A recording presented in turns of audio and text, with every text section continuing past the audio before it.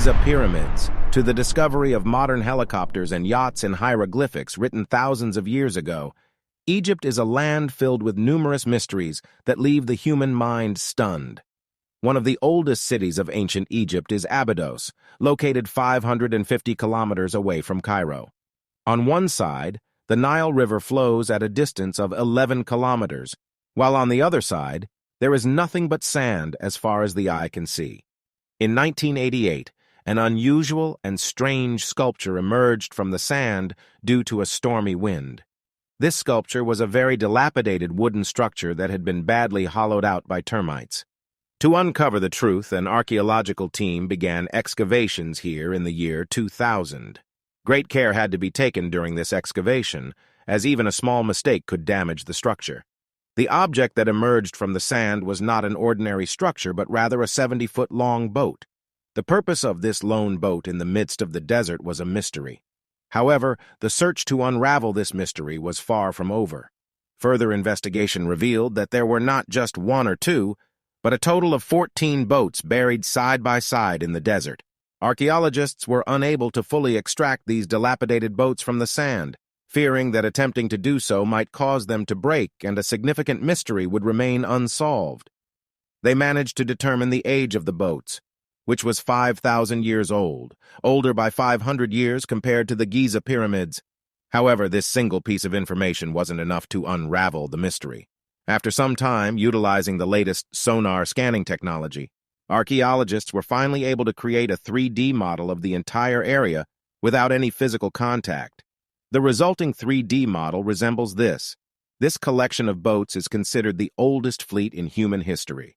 The boats, measuring 60 to 70 feet in length, appear to have been meticulously arranged in parallel formation. Upon observing the location where these boats are positioned, the initial thought that arises is whether this area might have been the bank of the Nile River during that era. However, experts quickly dismissed this possibility, as these boats being at the river's edge would have led to an unstable configuration. Their parallel alignment suggests intentional placement rather than natural drifting.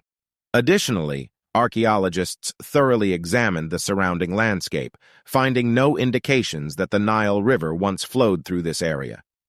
Thus, the question arises, who did these boats belong to? If they didn't arrive here by floating down the river, what could have been the reason for transporting them to the desert? A clue was discovered when 3D graphics aided in reconstructing the boat structures. These were not ordinary boats. Rather, they were rowing vessels propelled by a group of 30 people using oars, similar to modern-day raft boats. Upon close examination of their design, it's evident that these boats were meticulously crafted by skillfully intertwining wooden planks with ropes.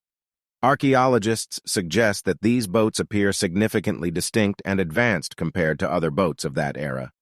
The wooden planks within these boats were cut and positioned from the inside at specific angles. It seems they were constructed in such a manner to enhance their aesthetic appeal. In ancient Egypt, boats of this kind could only be owned by one person, the pharaoh, the ancient Egyptian king. Only the king wielded enough power to leave state-of-the-art boats of that era in the desert as though they were discarded waste. But the question remains, why were they abandoned in the desert? To unravel the mystery of the Abydos boats, Egyptologists embarked on investigating the surrounding area. Right next to the location where this fleet is buried, there exists a large ruined structure built with mud bricks. Experts believe that this structure likely served as a place of worship for the ancient Egyptians, where they honored their god, meaning their pharaoh. Numerous events probably took place here, as evidenced by the pottery vessels found on site, once used to hold food and wine. Carbon dating of these vessels also indicates that they were created during the same era when the 14 boats were constructed. Now, Egyptologists are certain that the 14 boats must have some connection with this structure. When these boats were closely re-examined, a clue was discovered that turned out to be a major breakthrough for this discovery. Mud bricks were also found placed around the boats. The brick wall was constructed to follow the curve of the boat, as if they were specially made for boats. These walls were not only on the sides of the boats, but similar mud bricks were also found beneath them. Now, when there are bricks on three sides, it's highly likely that bricks were also positioned on top of the boats, which have now fallen and been eroded over time. With the assistance of 3D graphics, when bricks were placed on the upper part of the boats, they started to depict a scene resembling this. These were nothing but coffins for boats. Similar to mummies, these boats were also placed with great reverence and splendor inside these coffins 5,000 years ago. On top them, a layer of white limestone plaster was applied for beauty. When sunlight fell upon them, they would appear to shine from a distance in the desert. Let us inform you that when the pyramids were newly built, the same type of white plaster was also applied to their top layer. Archaeologists have found several pieces of evidence indicating that ancient Egyptians used white limestone plaster for decorative purposes. After the application of limestone plaster, the pyramids would sparkle like pearls in the desert. After many years, archaeologists have managed to unravel the mystery of the Abydos boats. One thing has been confirmed: these boats did not arrive here by drifting in the Nile River. Their advanced design serves as evidence that they were owned by an ancient Egyptian king and were placed in mud brick coffins.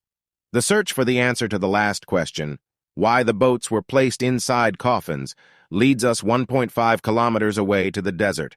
There lies a tomb of an Egyptian king where they were placed after his death. Astonishingly, this tomb was constructed in the same era as the boats and vessels found inside the place of worship.